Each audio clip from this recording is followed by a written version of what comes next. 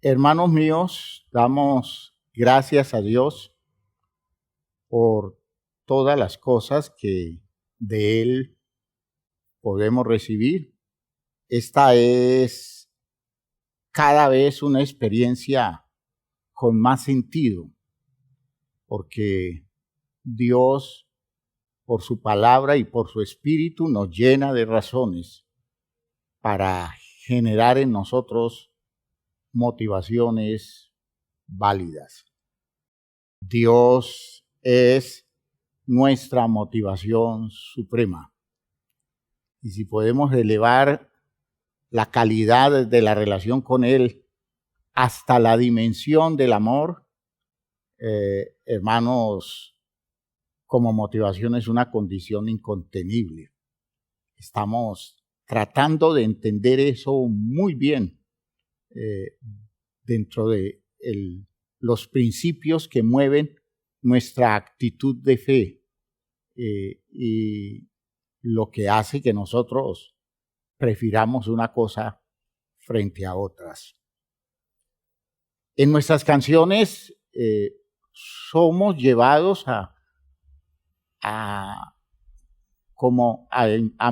impulsarnos, a inspirarnos en todo aquello que Dios despierta en nosotros. En el coro Yo quiero más de ti, le decimos, yo quiero más de ti y habitar en tu presencia, menguar para que crezcas tú y cada día ser más como tú. Y le decimos, quebranta mi corazón, quebranta mi vida, entrego mi voluntad a ti. Qué disposición en función de una hermosa canción, nosotros le podamos decir insistentemente a Dios, yo quiero más de ti, yo quiero más de ti. En la otra canción que cantábamos al final, le decíamos, a ti el alfa y la omega, es una canción dirigida al Padre, el principio y el fin, y el gran yo soy, me rindo. A ti, el Todopoderoso, el que es y que será, y el gran yo soy, me entrego. Y entonces le expresamos el deseo de fondo de nuestra alma. Yo quiero que gobiernes mi vida. Me doy en sacrificio a ti. Yo quiero que tú ordenes mi caminar, que siempre viva en tu voluntad. Canciones que nos despiertan motivaciones para tomar a Dios como referencia absoluta en relación con las propuestas para desarrollar la vida. Desarrollar la vida entregando todo nuestro ser al Señor y disponiéndonos a movernos bajo el impulso de la inspiración que representa saber que Él está detrás de todo lo que vivimos y de todo lo que hacemos.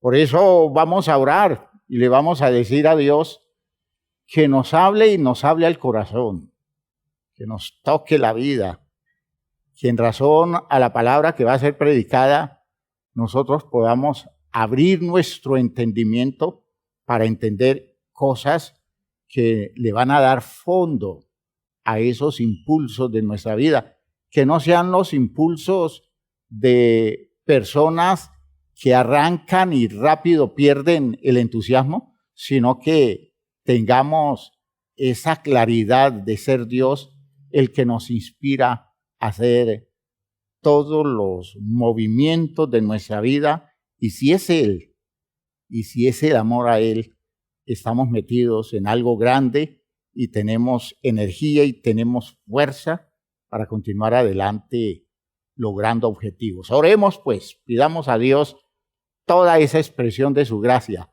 para con nosotros. Padre eterno, te damos gracias, Señor, porque aquí nos has congregado. Tú nos mueves acercarnos no solamente a ti, nos mueves a acercarnos los unos a los otros, nos mueves a congregarnos y participar de un culto como este, y nos mueves, Señor, a abrir nuestro corazón para escuchar tu palabra.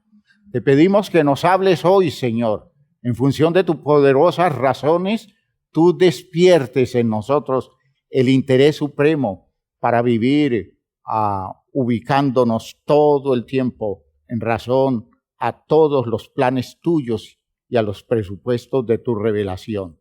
Ayúdanos entonces hoy a abrir la estructura nuestra, abrir puertas, territorios de acceso a lo más profundo de nuestra vida, y que tú con tu luz, tú con la fuerza de tu espíritu y las poderosas razones de tu palabra penetren allá en lo más hondo de nuestra vida y nos muevan a las acciones válidas en las que queremos estar comprometidos todo el tiempo.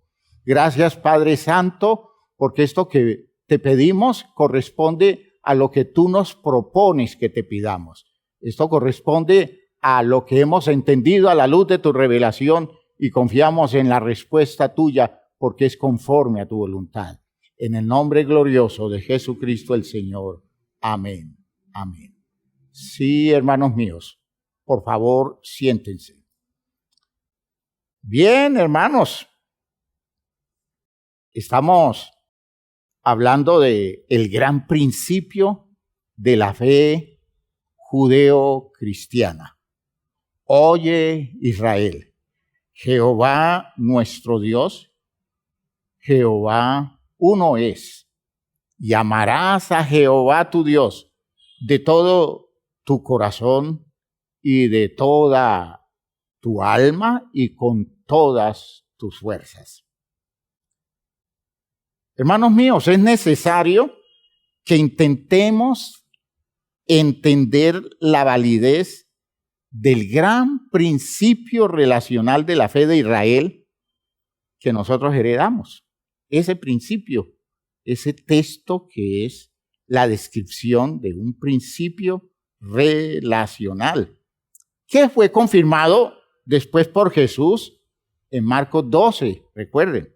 Marcos 12, del versículo 28 al 30, Jesús responde a una inquietud de alguien que está esperando escuchar de él la respuesta acerca del más grande de los mandamientos.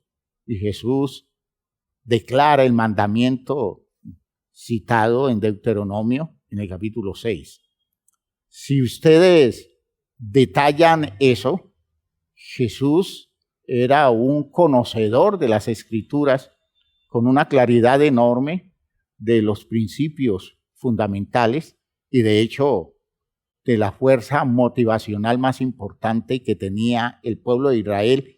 Y Jesús, como nuestro maestro en el cristianismo, nos mete en ese tipo de conocimiento y de argumento para cimentar el programa espiritual de nuestra vida, de modo que nosotros aceptamos el presupuesto de Israel para convertir a Dios en la fuente máxima de los impulsos y de las motivaciones que nosotros tengamos en la vida.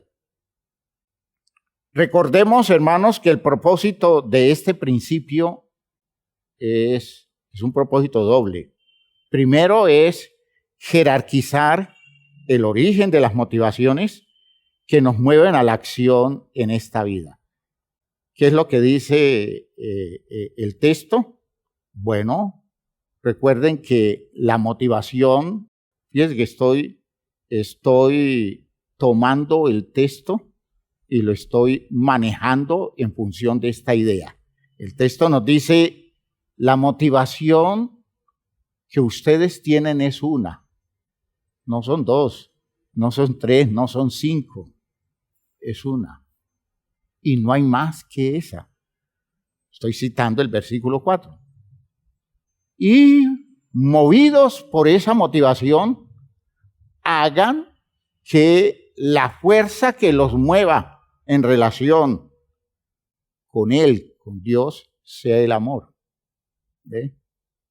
Entonces, en primer lugar, está jerarquizando el origen de las motivaciones y, en segundo lugar, está estableciendo un orden que unifique los intereses existenciales de las personas alrededor de sus razones de fondo. Es decir, ¿qué es lo que coloco como el centro que define el punto, digamos, nuclear de mis intereses?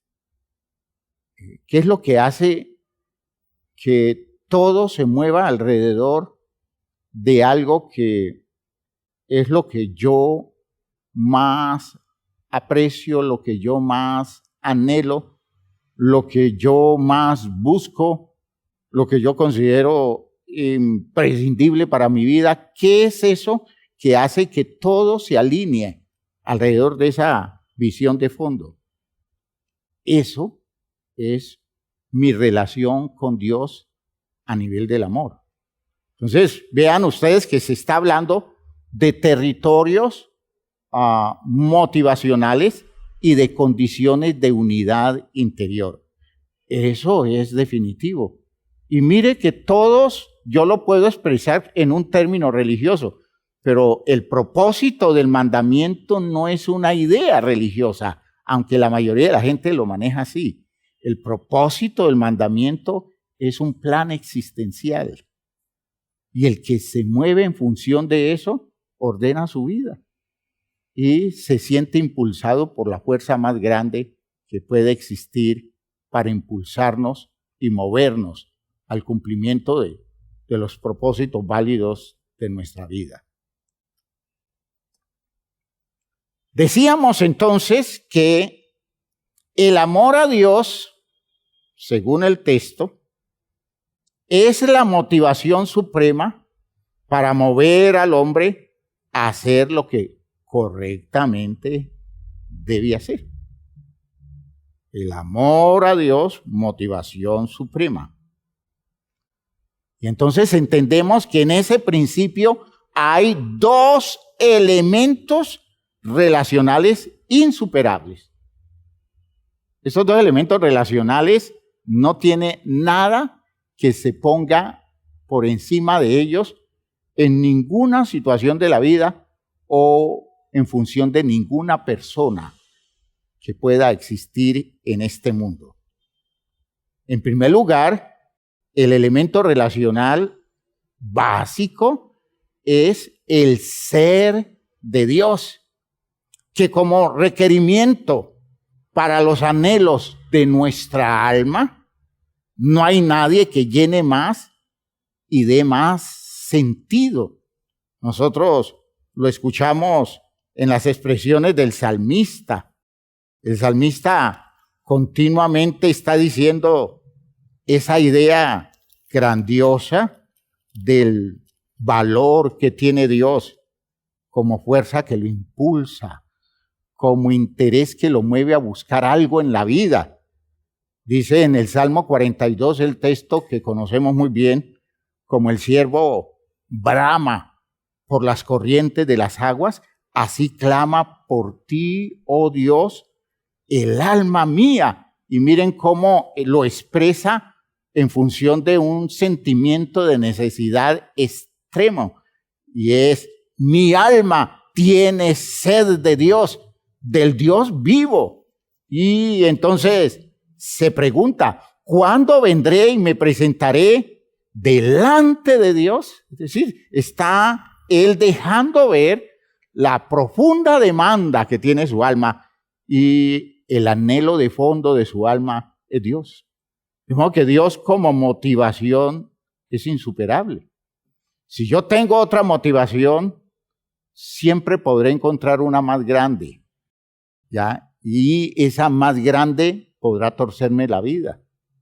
Pero si yo tengo a Dios como motivación, nada podrá superar las condiciones de Dios direccionando mi vida porque nunca voy a encontrar algo más grande. Y si yo cambio a Dios por algo que sea inferior, quiere decir que estoy entrando en una condición enferma de mi mente, de mi corazón, en una condición inadecuada, porque después de haber tenido a Dios como razón de fondo, haberlo vivido, regresar, hermanos, está indicando una patología muy seria. No es normal. Lo normal es que si ya Dios llegó donde tenía que llegar, de allá no lo destrone nadie. Y eso es importante para mantener una dirección válida en la experiencia de la vida. Pero fíjense que no es solo Dios, según el texto, ¿ya? Dice, tu Dios es uno y es Jehová. Pero cuando te acerques a Él, busca la manera porque ese acercamiento sea el acercamiento del amor. ¿Por qué? Porque el amor como plenitud de expresión afectiva, no hay cosa más grande que el amor. Afectivamente hablando, no hay cosa más grande que el amor. No hay sentimientos, ¿ven? No hay emociones, no hay sensaciones que generen una motivación más grande, más real y más positiva. Sí. Si yo amo, nada supera el amor como impulso, el amor como fuerza motivacional.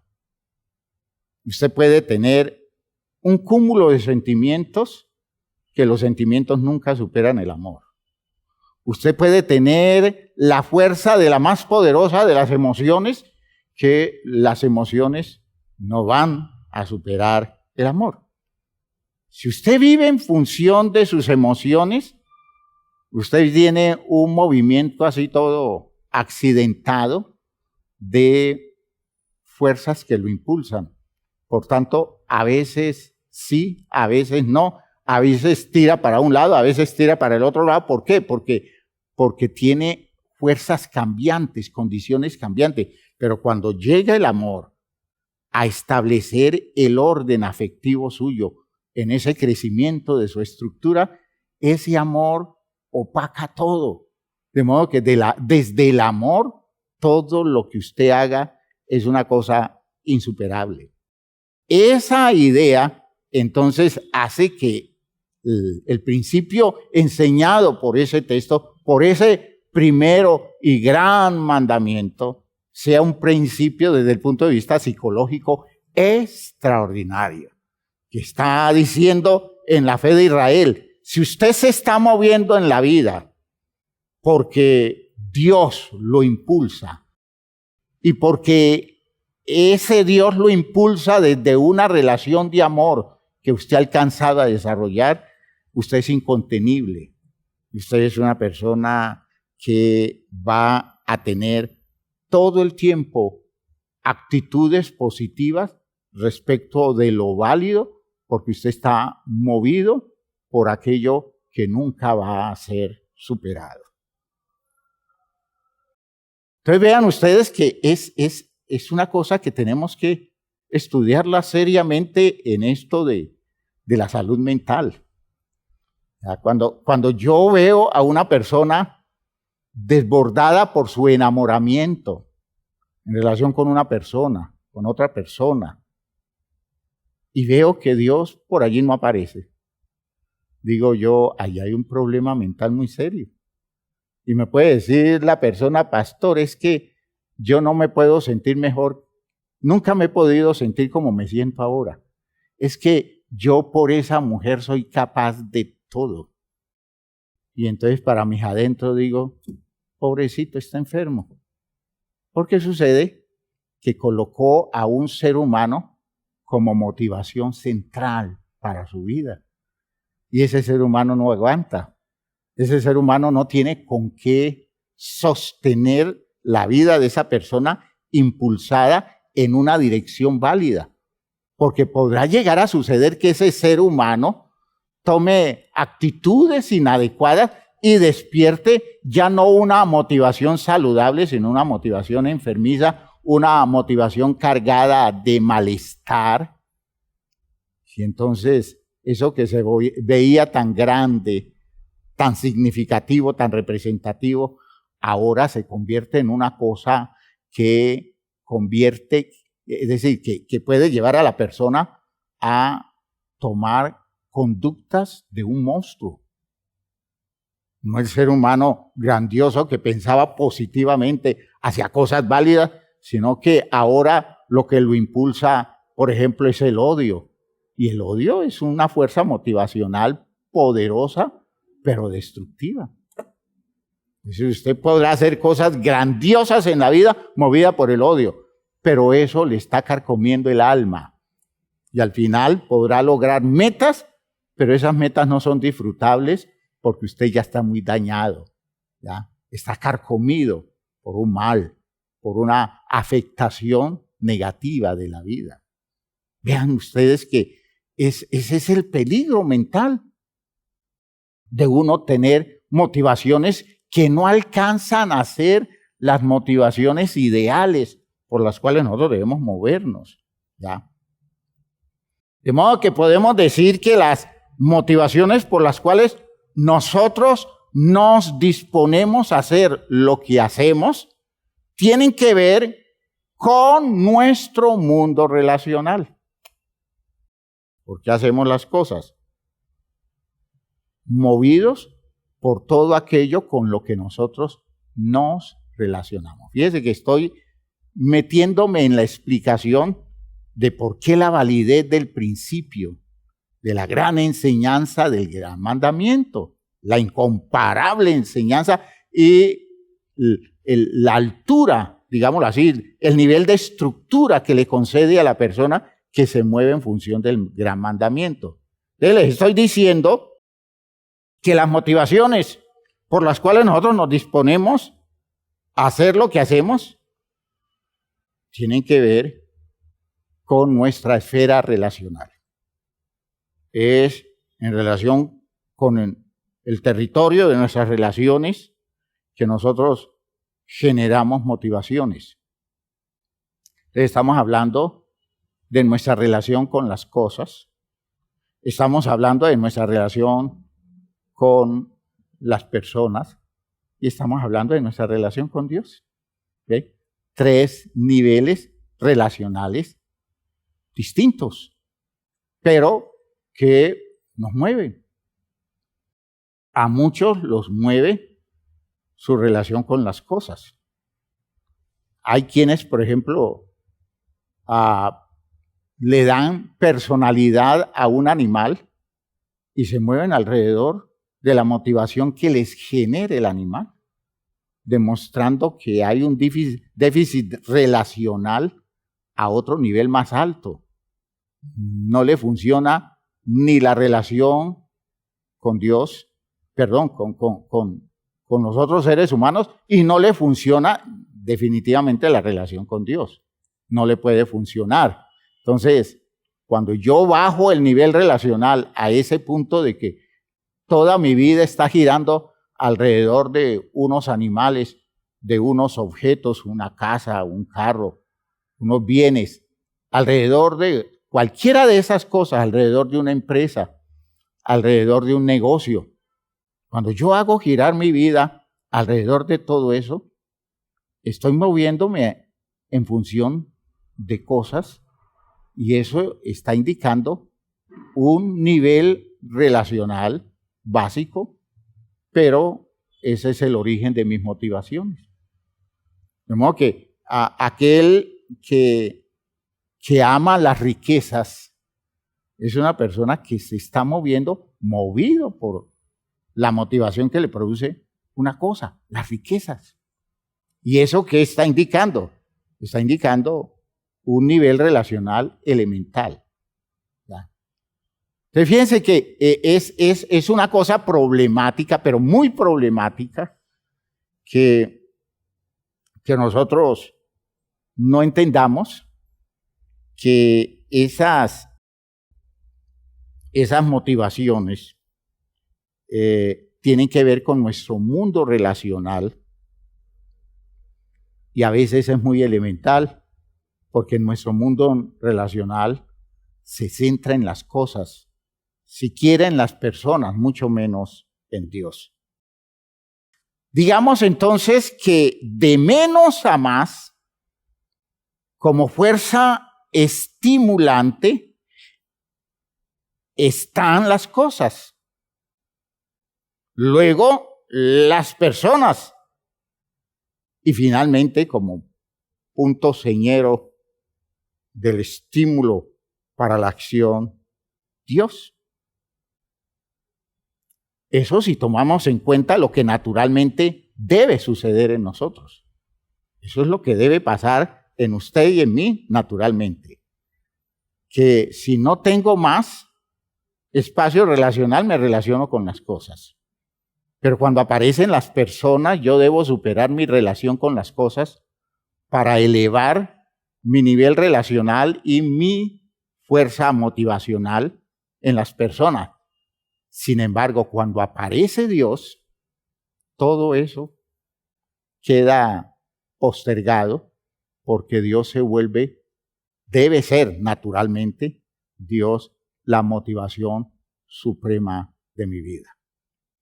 En un niño, oigan bien, en un niño las motivaciones originales son las cosas, no son las personas.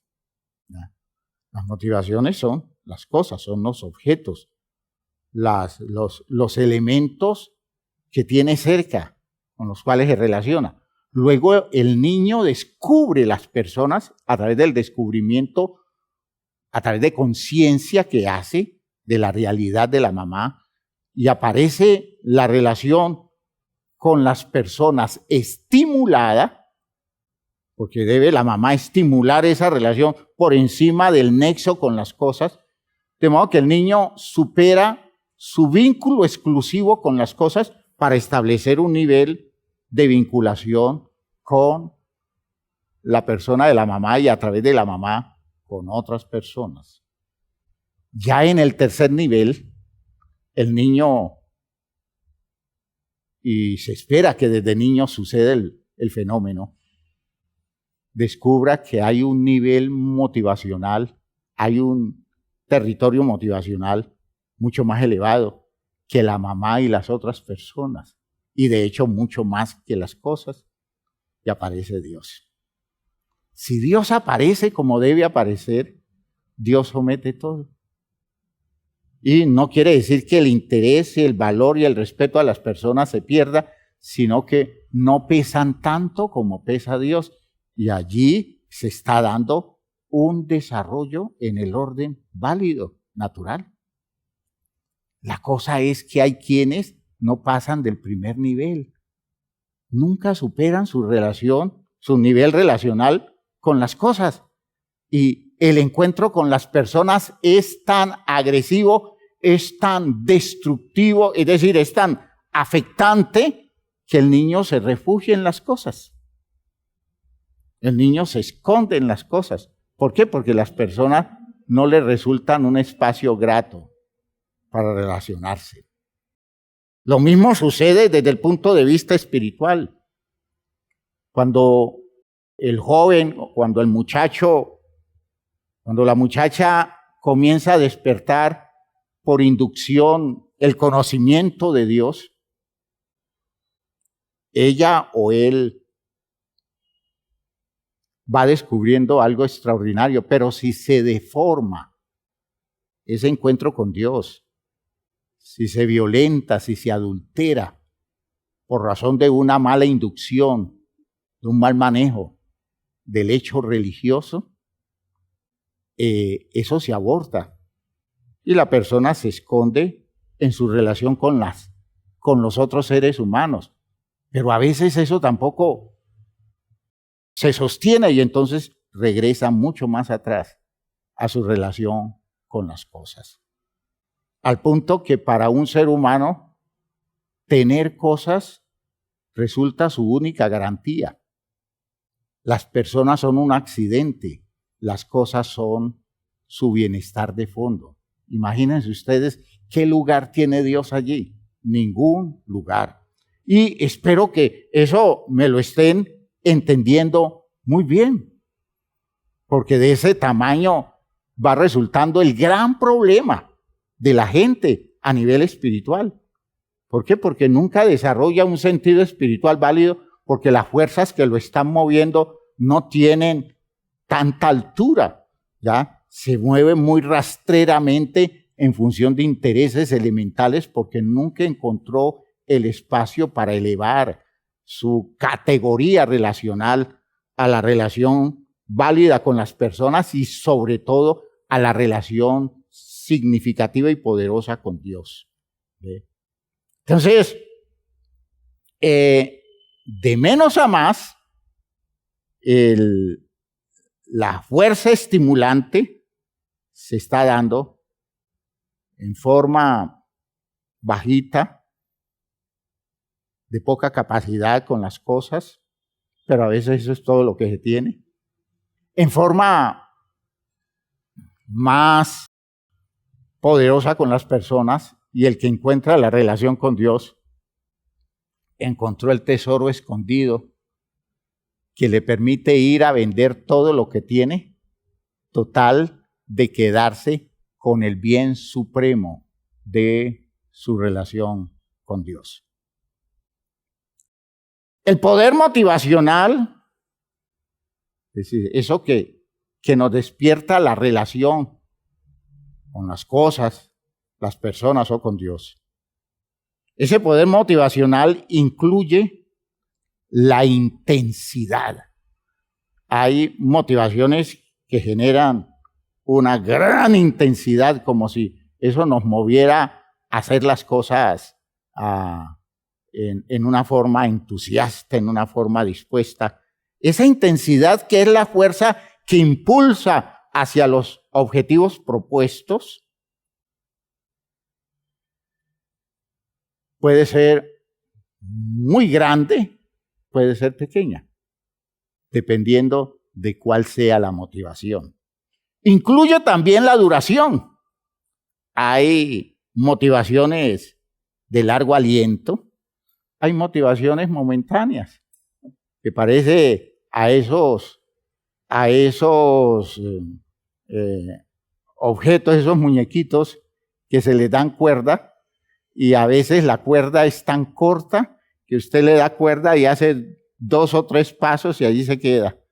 Esas son motivaciones de corta duración. Pero hay otros que tienen una cuerda larga y usted le da cuerda y se mueven un largo trayecto. Pues hay motivaciones de larga duración. Fíjense ustedes que lo más interesante de todo esto es que cuanto más sea elevada la categoría del territorio relacional, la motivación es más intensa y la motivación es más extensa. Es decir, tiene una mayor duración. ¿Ya? Y hermanos míos, en la intensidad y la duración que producen las cosas, es débil y breve respectivamente. Es decir, hay una intensidad débil y hay una duración corta, breve, cuando lo que me mueve es alguna cosa. Y yo tengo que estar recibiendo como fuerzas nuevas de las cosas que me motivan. Y por eso se despierta una enfermedad en relación con las cosas que se define como codicia o como avaricia. Es la necesidad de tener más y tener más, porque de otra forma no hay cómo sostener el punto del deseo, porque la persona no se satisface para sentirse pleno en su interés de sacar adelante su vida, alrededor de eso que es una motivación por las cosas, porque las cosas no dan una motivación intensa ni de largo tiempo, entonces tengo que recibir más y más y más. Y eso es una cosa mental terrible. Eso es como cuando usted está movido por un problema que le produce sed, ¿ya? Usted necesita estar bebiendo agua para estar sintiendo que está satisfaciendo su sed. O lo voy a decir de otra forma, aquella persona que necesita estar recibiendo como elementos energéticos porque siente que fácilmente como que las fuerzas se le caen, ¿ya? La tendencia de las personas a producir hipoglicemia durante mucho tiempo se ha manejado que la persona debe estar comiendo de a poquito y varias veces al día para no cargar con unos niveles de sustancias, de carbohidratos que produzcan el efecto de estimular la salida de una gran cantidad de insulina, porque si lo hace, esa insulina consume todo y en poco tiempo tiene mucha más hambre, o no es ni siquiera hambre, se le acaban las energías. Lo que hace que se le diga a la persona, coma poquito, pero más veces, poquito, más veces. Hay gente que resulta insaciable en su búsqueda de consecución de cosas que lo mantengan estimulado, y eso tiene que ver con las cosas, ¿ya? Eso tiene que ver con las cosas. Cuando nosotros nos metemos en una relación con personas y las personas nos impulsan, ese impulso motivacional dura más y ese impulso es mucho más fuerte. Dura más en el tiempo y es mucho más fuerte. Pero cuando nosotros nos metemos en una relación con Dios, el impulso se sostiene todo el tiempo que sea necesario, solo con un vínculo básico con Dios. Cuando Dios está donde debe estar, nosotros tenemos motivación sin necesidad de estar buscando un impulso nuevo porque Dios lo copa todo. De modo que el impulso es fuerte y la duración es eterna. Si usted me va entendiendo el asunto, esto es, hermanos míos, la base del mandamiento, ¿ya? Su relación debe ser con uno solo, y el uno solo es Dios. Y si Dios, que es el uno,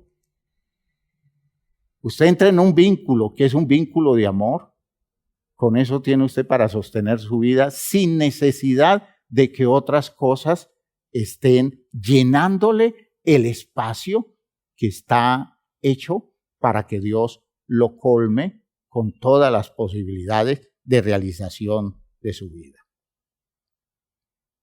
Espero que esto esté quedando muy claro. Es el primer mandamiento para explicarnos que movidos por algo diferente de Dios, nosotros vamos a tener necesidad que estar echando mano de fuerzas nuevas en un territorio en donde todo se agota rápido, todo pierde sentido rápido, y solo Dios es que da las fuerzas nuevas para mantenernos vigorosos siempre y cuando la motivación central sea Él. De modo que lo natural es que yo busque preferencialmente ser movido por mi relación con Dios, secundariamente por mi relación válida con las personas y por último, mi relación con las cosas. Cuando el orden natural se altera por condicionamientos socioculturales, porque existen esos condicionamientos, por ejemplo, de la sociedad de consumo. En la sociedad de consumo se privilegian las cosas sobre las personas y se privilegia el tener sobre el ser y se privilegia la relación con lo que está en este mundo a la relación con lo trascendente que es la relación con Dios. En la sociedad de consumo Dios sobra. A veces en la sociedad de consumo las personas sobran. Las personas en la sociedad de consumo sirven como elementos secundarios que se usan para estimular el consumo, pero nunca es el centro. El centro son las cosas, el centro son los bienes, el centro son los productos que se ofrecen en el almacén. El centro es la necesidad de conseguir cosas y tenerlas y llenar la casa de toda una cantidad de elementos porque a eso me estimulan. En ese ambiente, que es un ambiente propuesto por un manejo sociocultural, ¿ya? Se está violentando el orden natural porque las personas pierden valor, las personas pierden su lugar y en segundo lugar, que es lo más representativo del problema, Dios deja de existir. En la sociedad de consumo no hay Dios. El Dios es el consumo. El Dios es lograr, obtener. Y si tenemos la idea de un Dios que existe, ese Dios es válido si me da las cosas, si me ayuda a conseguirlas. Fíjense que es toda una violencia que se le hace al orden natural. Pero también pueden existir afectaciones relacionales. Usted puede venir de un sinnúmero de frustraciones, de una expresión relacional que lo llevó al odio, a los resentimientos, al desprecio del vínculo con los demás seres humanos. Y entonces eso hace, como les decía anteriormente, que usted se refugie en una relación más elemental. Busca el refugio en la relación con las cosas.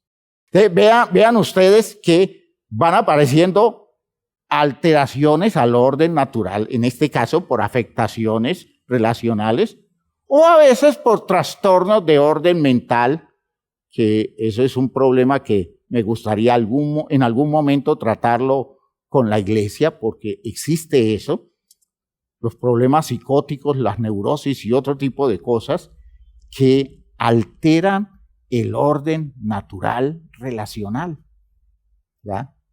De modo que, hermanos míos, cuando eso se da, la resultante será enfermiza, una condición desnaturalizante de los objetivos y de los resultados. Cuando yo pierdo el interés por Dios y me refugio en las personas, la ausencia de Dios hace que las personas nunca logren saciar mi demanda a nivel relacional, aún en el campo afectivo.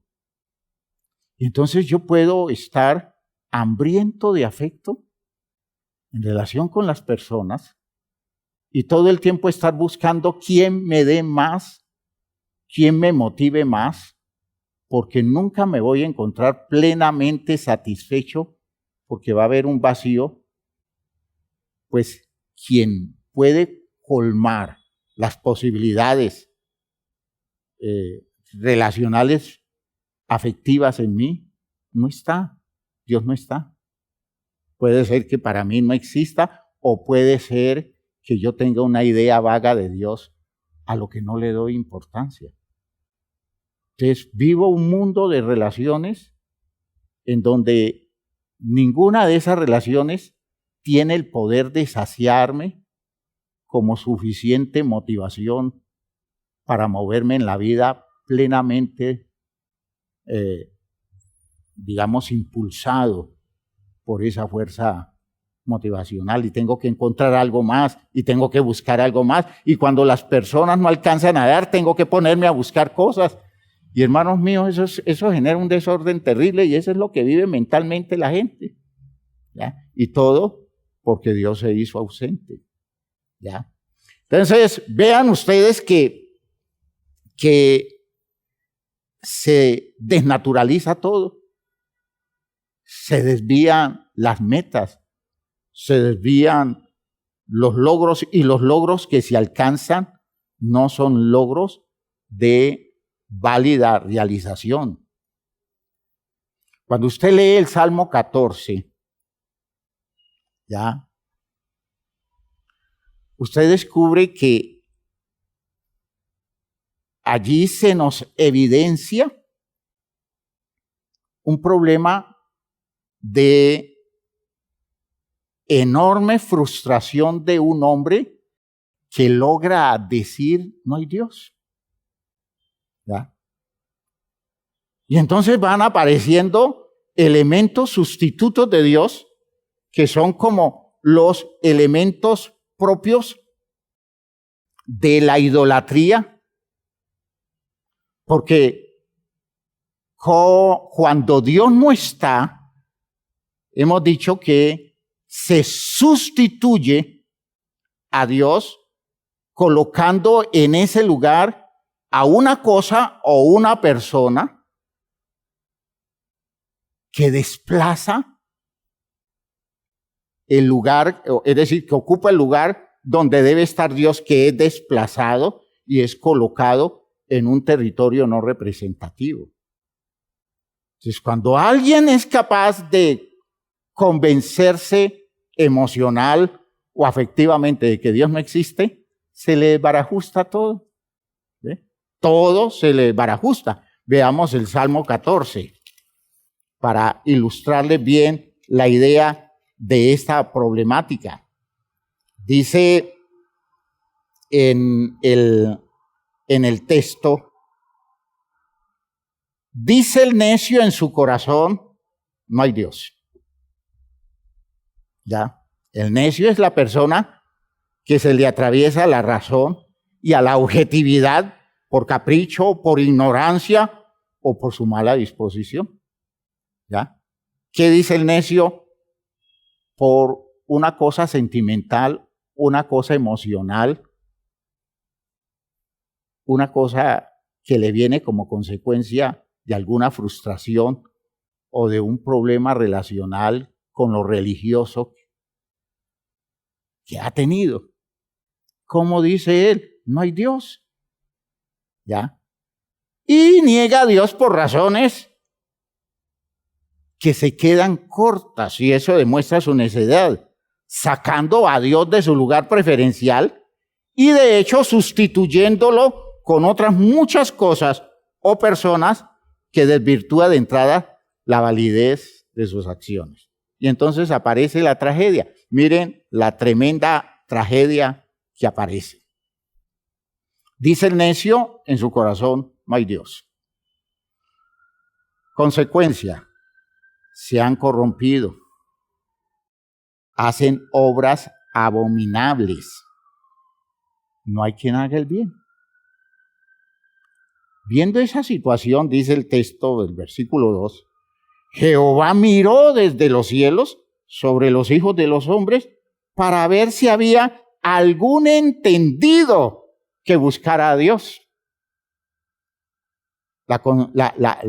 El resultado es, todos se desviaron, no ve a ninguno, a uno se han corrompido, no hay quien haga lo bueno, no hay ni siquiera uno. Ustedes observen que esta aseveración de la segunda parte del versículo 1, del versículo 2 y el versículo 3 es consecuencia del desplazamiento que el necio le hizo a Dios. Se resintió con la religión, se molestó por muchas cosas que no entendió, no manejó, o fue trastornado por la enseñanza que le dieron maestros falsos que le dijeron que Dios es una tontería, que en Dios no hay que creer, o fue una persona que terminó elaborando argumentos fantasiosos. Es un necio. El texto lo identifica como un necio.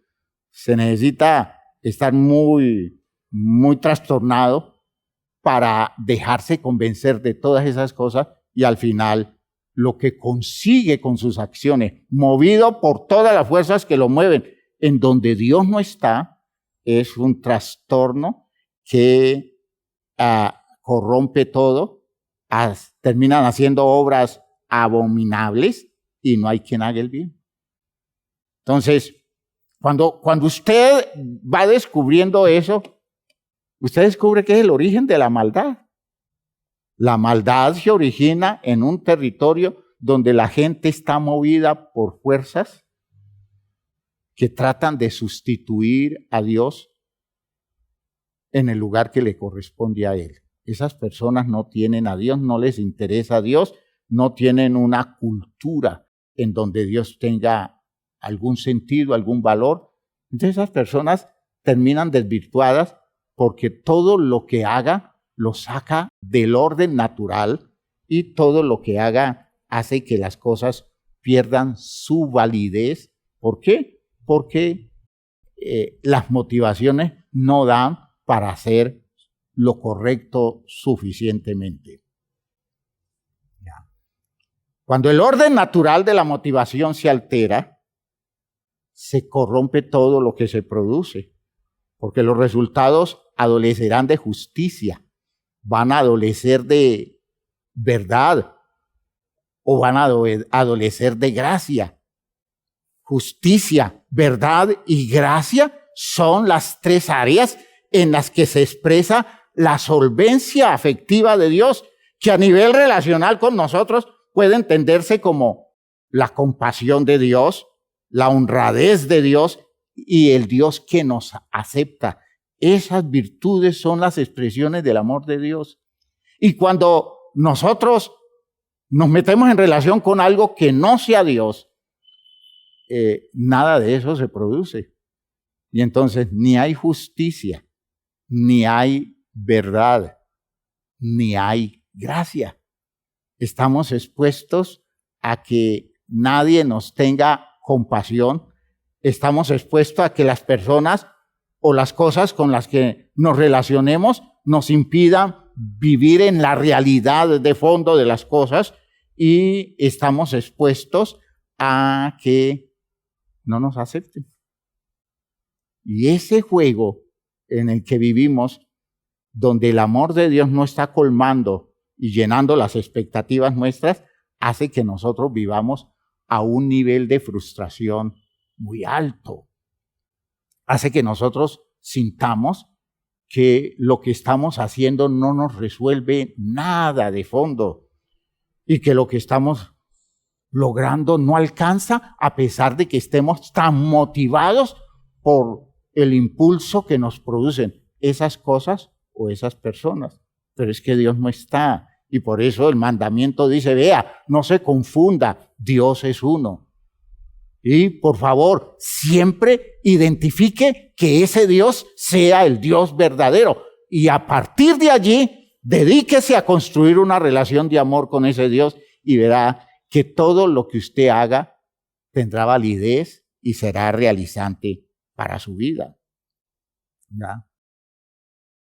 Es lo que trata de mostrar el texto de Efesios en el capítulo 5.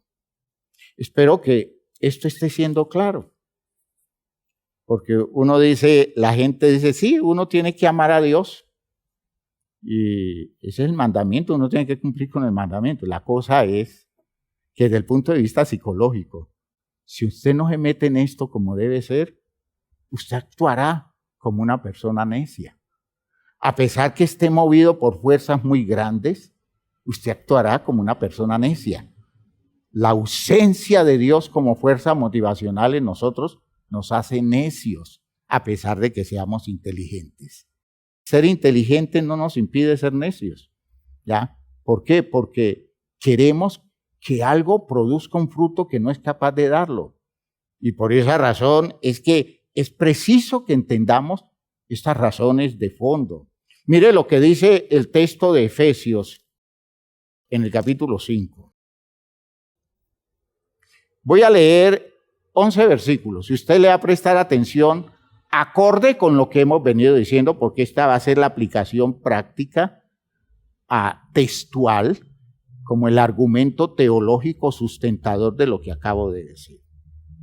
Dice Pablo a los Efesios, capítulo 5, versículo 1. Sed pues imitadores de Dios como hijos que han recibido amor. ¿Están oyendo? Hijos que amados. ¿Qué quiere decir? Como personas que han sido tratados como hijos por un padre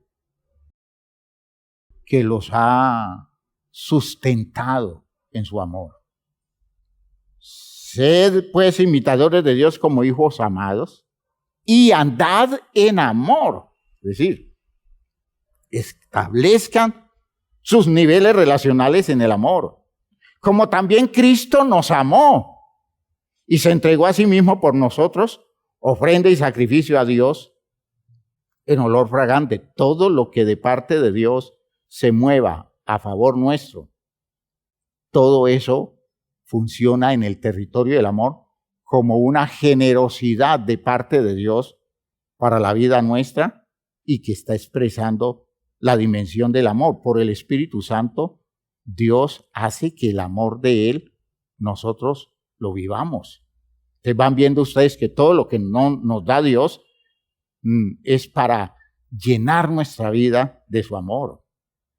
Pero fornicación, fíjese que el contraste de estar buscando conquistar cosas por motivaciones inferiores. Pero fornicación y toda inmundicia o avaricia son cosas que motivan. La fornicación motiva.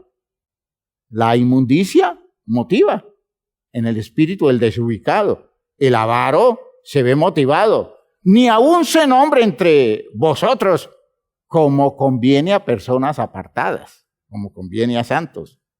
Ni palabras deshonestas, ni necedades, ni truhanerías, es decir, cosas maldadosas, cosas, digámoslo así, de malhechores, ni truhanerías que no convienen, sino antes bien acciones de gracias. Porque sabéis esto, que ningún fornicario o inmundo o avaro que es idólatra tiene herencia en el reino de Cristo y de Dios. Nadie os engañe con palabras vanas, porque por estas cosas viene la ira de Dios sobre los hijos de desobediencia. No seáis pues partícipes con ellos, porque en otro tiempo erais tinieblas, mas ahora sois luz. Soy luz en el Señor. Andad como hijos de luz. Ustedes están viendo las cosas claras. Ustedes están llenando de razones. En ustedes hay verdad. Hay criterios verdaderos para que entiendan las cosas correctas. Porque el fruto del Espíritu, miren ustedes que aparecen los tres elementos que sustentan el amor que viene de Dios. El fruto del Espíritu es en toda bondad, que es amor, o gracia para los israelitas, justicia y verdad. La justicia, la verdad y la gracia o la bondad es lo que construye la estructura afectiva en nosotros. En nosotros hay entonces compasión de parte de Dios, hay un espíritu de honradez que nos hace limpios y rectos, y hay un territorio de aceptación, porque hemos sido aceptados en Dios o por Dios, a pesar de toda la cantidad de cosas desubicadas que han existido en la vida nuestra. Todo eso nos está llenando de motivos para hacer las cosas correctas. ¿Ya? La compasión me motiva, la honradez me motiva y la aceptación me motiva. Si he sido aceptado, porque no hay cosa más triste que el crecimiento en la vida bajo el peso de los rechazos. Sentir que nos rechazan, sentir que no nos quieren, es una cosa que produce un impacto muy negativo en la vida y nos resiente. Pero uno crecer bajo la fuerza de una aceptación en donde Dios le demuestra a uno que uno es válido para Él en medio de todas las torpezas y limitaciones que haya podido tener, donde uno pueda descubrir que todo lo que lo está construyendo es un territorio de honradez, es un territorio de, hermanos míos, de verdad, es un territorio de objetividad, no es cuento, no son engaños, no está uno cayendo en la trampa de los manejos sutiles de aquellos que se aprovechan de nuestra nobleza para sacar ventaja, porque no son sinceros, ni son rectos, ni limpios, moviéndonos en esa esfera de honradez y de compasión. Hermanos míos, todo lo que se mueve en nosotros es una fuerza que nos impulsa a producir lo mejor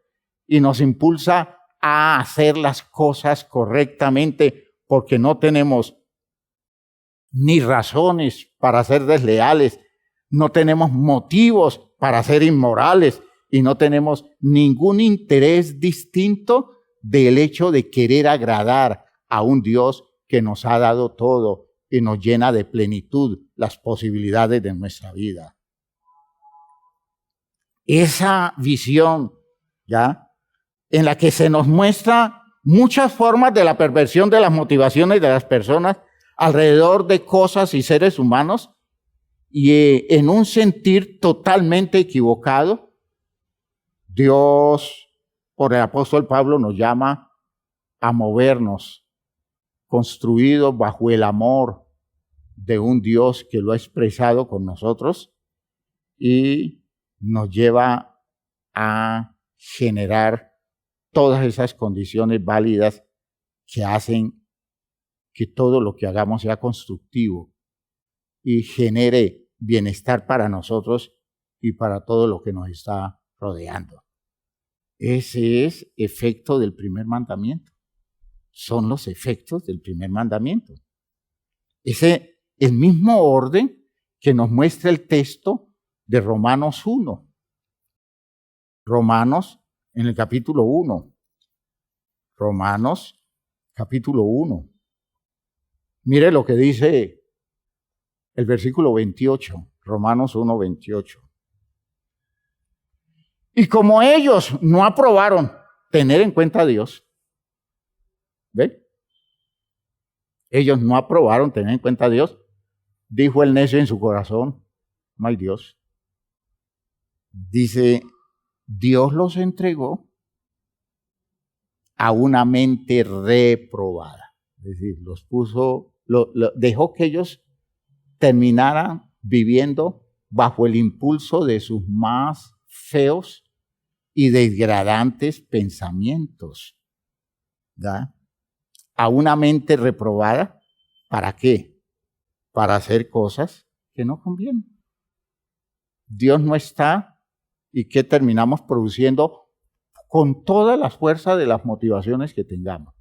A mí me puede estar motivando mi Santa Madre.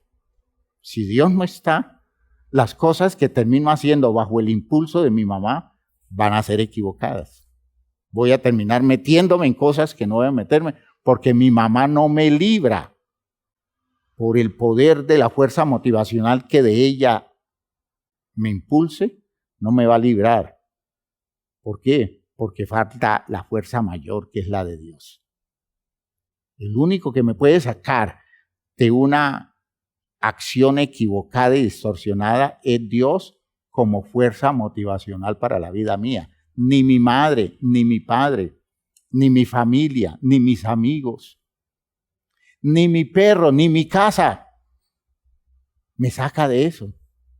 Porque termino metiendo la pata tarde o temprano, metiéndome en cosas que yo no me debo meter.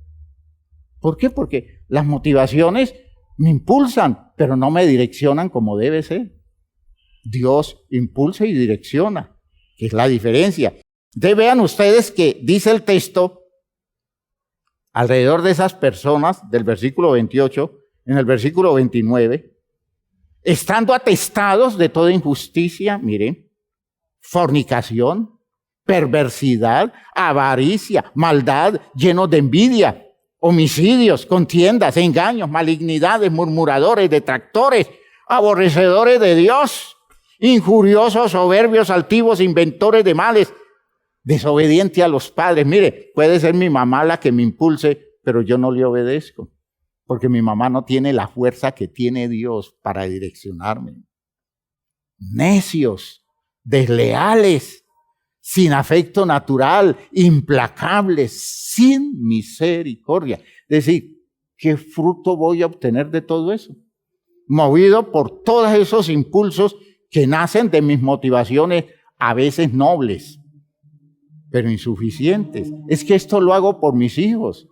¿Y qué hago por mis hijos? Si tengo que matar, mato, pero mato por mis hijos, por darle de comer a mis hijos. Robo por darle de comer a mis hijos. ¿Ya? Esto lo hago por mi familia, esto lo hago por mi patria, esto lo hago por tantas razones que nos llenamos nosotros.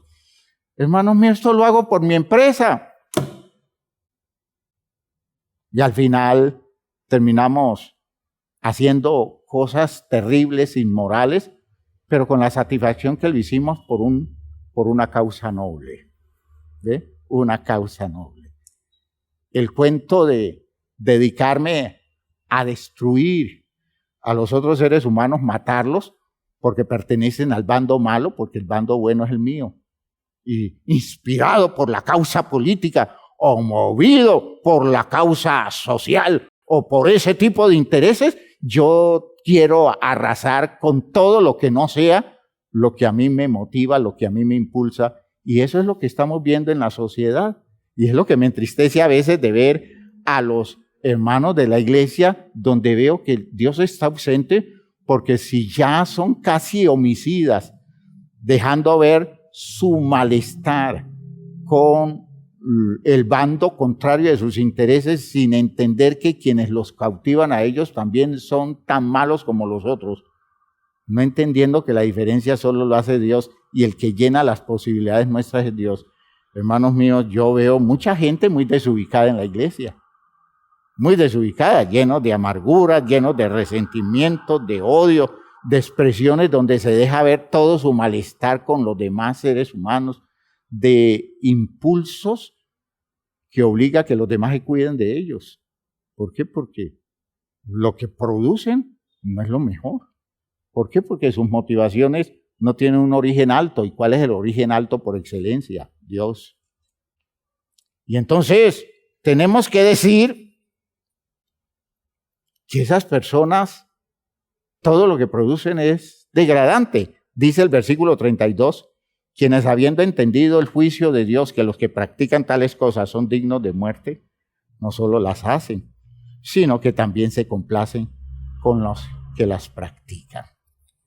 Hermanos míos, eso tiene que ver con Dios como motivación. Y tenemos que enfrentarnos al hecho de la fuerza afectiva, emocional que nos mueve. Si es el amor. La enfermedad del hombre en el mundo tuerce la jerarquía de los factores motivantes y ese desorden conduce a la destrucción. Estaba escuchando, con esto finalizo el mensaje hoy, para dejar abierto la introducción para el próximo. Estaba escuchando una canción cristiana que tiene apartes bonitos, hay apartes teológicos que no son, pero apartes bonitos. Y uno de los apartes bonitos es esta estrofa que dice: solo el amor es la salida. Limpia, construye, concibe, procrea. Solo el amor sana la herida que alguna vez nos causara el dolor. Esta idea sobre el amor es interesante porque el amor como fuerza motivacional es sanadora, es liberadora, es creadora. Tiene el poder para limpiar, tiene el poder para construir, tiene el poder para abrir las puertas válidas. Hermanos míos, el amor nos libera de muchos daños que en la vida se han dado por la actitud equivocada nuestra y de otras personas, y necesitamos ser sanados. Si yo busco el vínculo a través del amor, estoy encontrando las soluciones de fondo. Y quiero decirles, lo ideal es que yo termine movido por la fuerza de un Dios que es único, un Dios que derrumba todos los ídolos, que tumba todas otras fuerzas motivacionales. Y si me acerco a Él por la fuerza del amor, tengo la yunta perfecta, un Dios incomparable en una estructura afectiva suficientemente poderosa para moverme a hacer las cosas más correctas de la vida. Espero que esto haya quedado claro. Espero que Dios nos ayude a entender que nosotros debemos meternos en el espíritu del primer mandamiento, porque ese mandamiento fundamental, hermanos, es insustituible. Y si decimos que vamos a tener una vida cristiana, por debajo de eso no existe vida cristiana. Y que Dios tenga misericordia de nosotros y nos ayude a descubrir nuestra insolvencia y nos meta en un espacio relacional suficientemente perfeccionado, elaborado en el orden válido, con los recursos válidos. Que Dios nos sane, que Dios nos libere y que Dios nos dé un impulso a través de su presencia para hacer las cosas que correctamente debemos hacer. Les pido el favor que se pongan de pie. Vamos a orar y vamos a pedirle al Señor que nos mueva hacia allá y que nos haga ir saliendo de todas esas otras cosas que, por bonitas que sean, nunca nos darán lo que Él como motivación puede producir en nosotros. Padre eterno, gracias por esto que nos has dado, por tu palabra, Señor, que ha llegado a nuestra vida.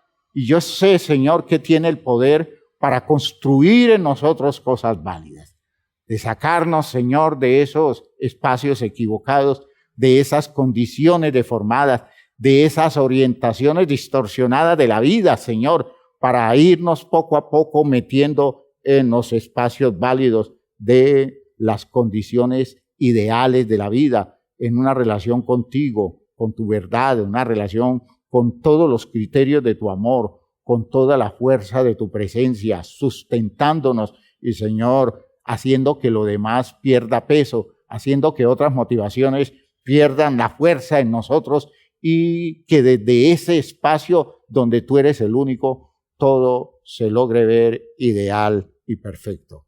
En el nombre glorioso de Jesucristo el Señor, gracias Padre Santo por todo lo que haces y por todo lo que logras en cada uno de nosotros. Amén, amén, amén. Mis hermanos, vean ustedes que hay razones psicológicas, hay razones de tipo existencial, filosóficas existenciales, y hay razones espirituales para que el primero y gran mandamiento se convierta en la fuerza motriz de todo lo que nosotros hacemos. Que Dios les bendiga a todos. Salúdense como mejor puedan hacerlo, pero salúdense, hermanos míos. Que Dios los ayude.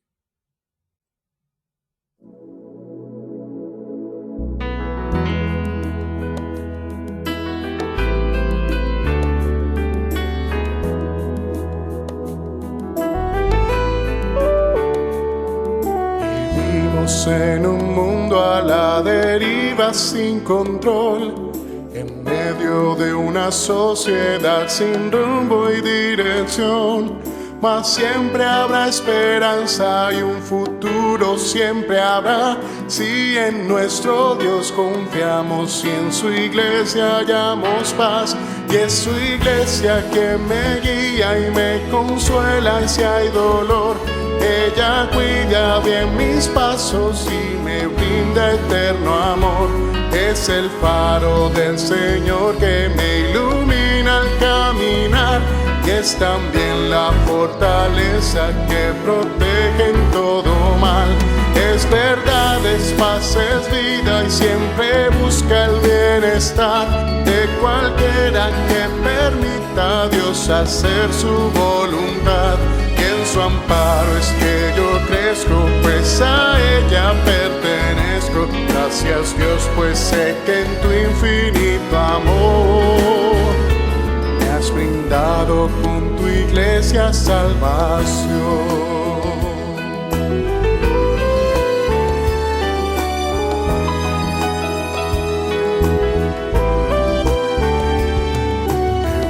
Es entender lo que la iglesia puede hacer cuando a través de ella Dios nos muestra su poder. Y es tiempo de que todos seamos focos de su amor para ser en nuestro mundo parte de la solución. Y es su iglesia que me guía y me consuela si hay dolor. Ella cuida bien mis pasos y me brinda eterno amor. Es el faro del Señor que me ilumina al caminar. Y es también la fortaleza que protege en todo mal. Es verdad, es paz, es vida y siempre busca el bienestar de cualquiera que permita a Dios hacer su voluntad. Y en su amparo es que yo crezco, pues a ella pertenezco. Gracias Dios, pues sé que en tu infinito amor me has brindado con tu iglesia salvación.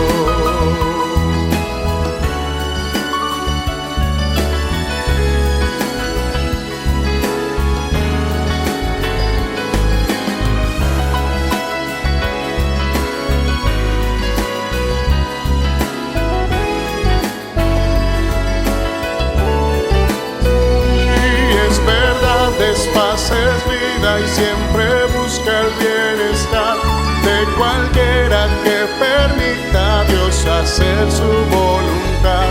Y en su amparo es que yo crezco, pues a ella pertenezco. Gracias Dios, pues sé que en tu infinito amor me has brindado con tu iglesia salvación.